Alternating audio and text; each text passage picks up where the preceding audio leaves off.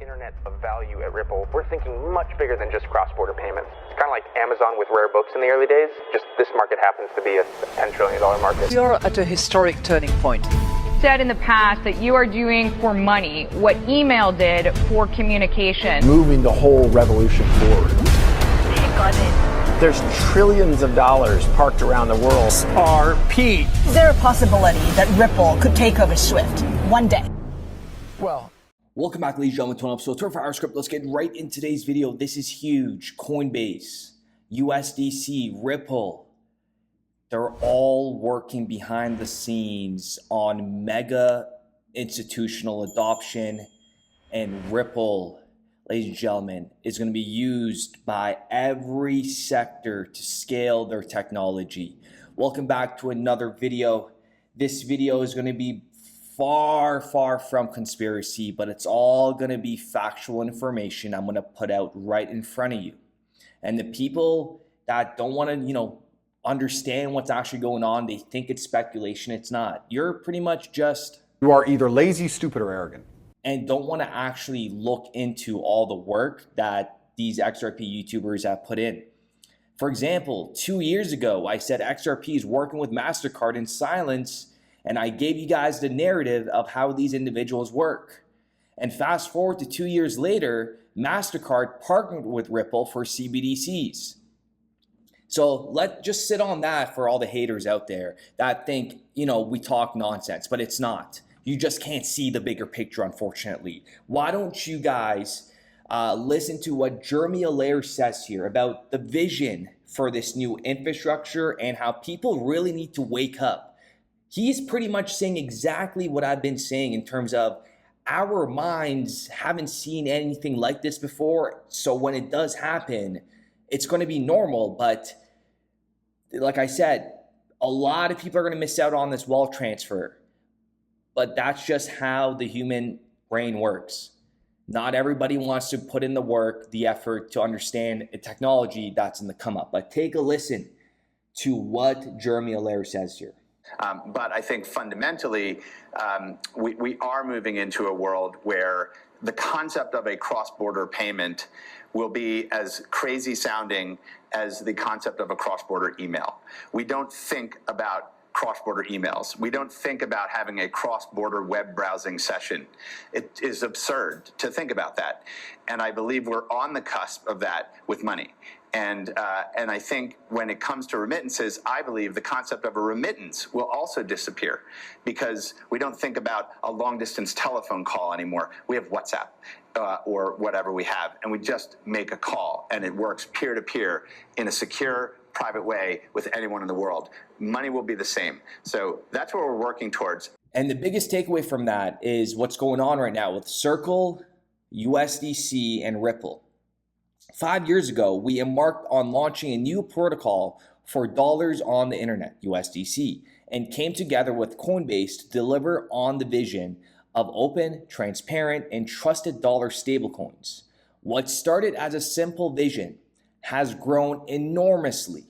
Now with regulatory clarity, isn't that so crazy? This announcement came out after XRP got clarity as well, because they're all going to be used together. Now with regulatory clarity coming for stablecoins all around the world, including the US, there is no longer the need for such a structure.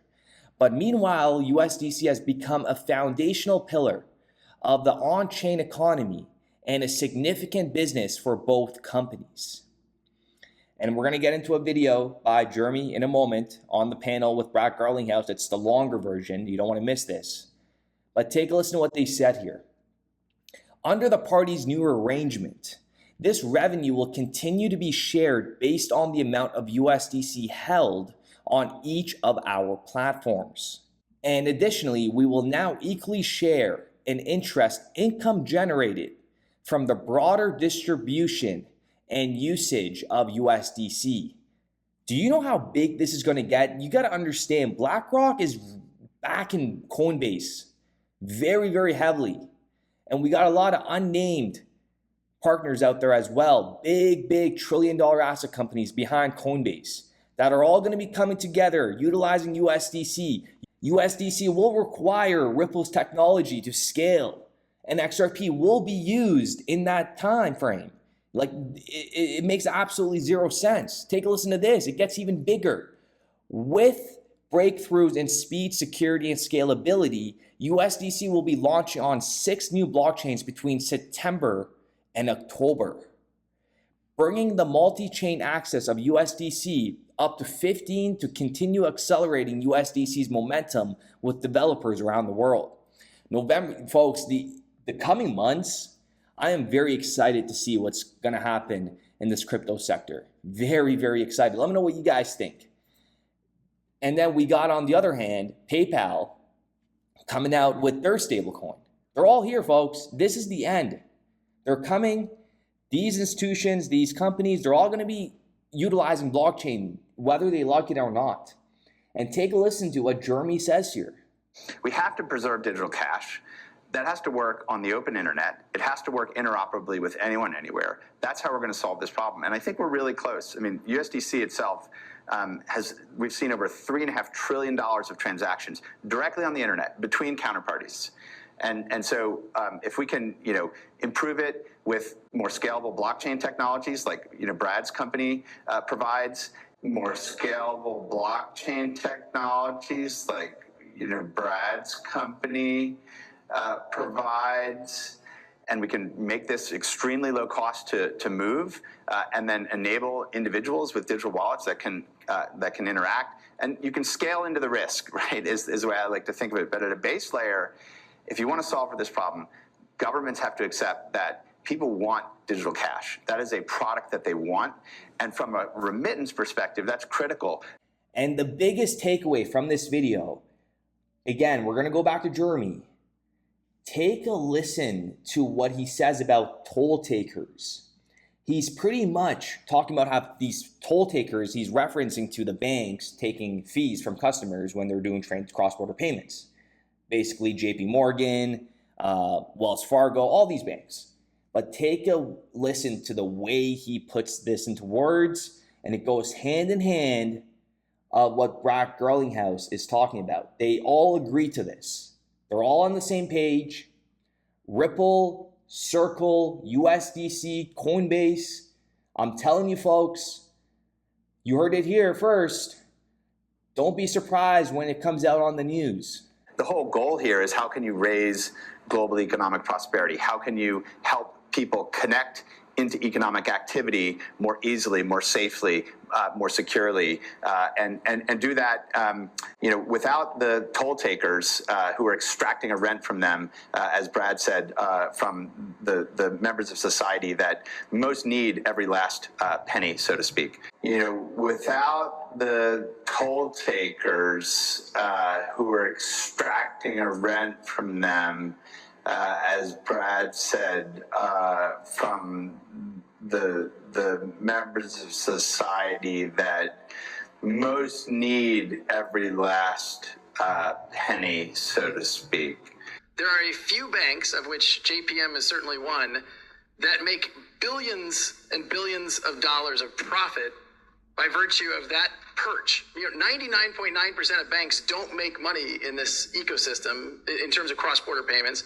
Jamie Dimon makes a technical term of a shit ton of money by sitting there. I think the vast majority of banks, like 99.9% of banks, actually are paying other banks, the global money center banks like JP Morgan or Citibank, to make those settlements. So a lot of the banks are very excited about democratizing how these global payments flow. If these banks are making billions of dollars, and if Ripple is the most scariest competitor to these guys, you go after Ripple. You buy some time, you buy a couple years, you make a couple billion, and then you got no other choice because everybody's coming on board. We got bigger governmental entities like the World Economic Forum, the IMF, BRICS nations that trump JP Morgan and all these institutions. If they don't adapt to this technology, they're just going to get left behind. That's basically what's happening here. And Ripple is not just a payment company, folks. I want you guys to always keep that in the back of your mind as well. There is so many investments that Ripple has been doing as well behind the scenes. If I were in the venture capital business, and to some degree, Ripple's invested in about 50 companies. And at the end of the day, it always comes down to utility. Utility, utility, utility. Brad Garlinghouse, please say it one more time. I think one of the things we all have to remember is that the value of a token over the long term is really going to be derived by its utility. What problem is it solving? How big is that problem? How many customers do you have? As long as you understand the utility aspect of an asset, and especially like a digital asset XRP, where I know 100% we will hit triple digit numbers because it mathematically and logically makes absolutely sense for it to hit $100, and it makes absolutely zero sense for it to not hit $100, okay? That's just how it is. These videos are going to be iconic in the coming years. With that being said, ladies and gentlemen, I do appreciate every single one of you guys. Let me know what you guys think in the comments down below. Patience, patience, patience. I can't stress that enough. But it is just, again, the mind state of you watchers that tune in every single day is beyond me. I have so much respect for every single one of you guys that are taking the time out of your day, educating yourself. You got to keep hearing, as days go on, as you see how every event takes place, as the news comes out, it's crazy how it's all coming, folks. That's all I could say. It's all coming. And I didn't want to bring one thing to your attention here. I've talked about Ulrich Bindesel, the Director, General Market Infrastructure Payment, the chairman right now, looking over cross-border payment interoperability and extension chat task force, where Ripple is a part of. And Anderson brought this up.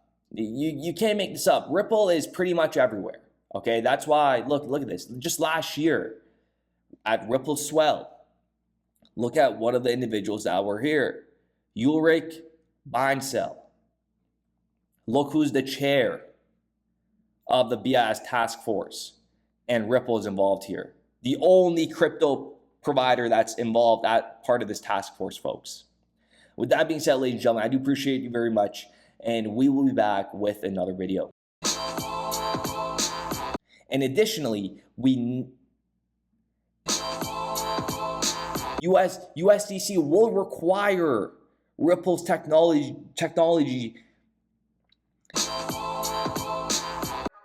We started building RippleNet with the thesis that crypto liquidity would eventually be able to support robust global payments, large payments. RippleNet was designed so that customers seeing the benefits of our fiat-based network could flip the switch to ODL once the market was mature enough. And this is exactly what's happening. Flip the switch.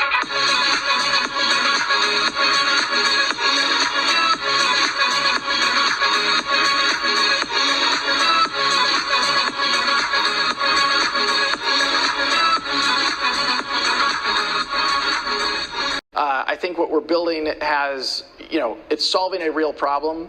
And I think all of the tokens, my advice to anybody would be, understand the utility. If there's real utility and there's real value being delivered to a real customer, there will be value in the token.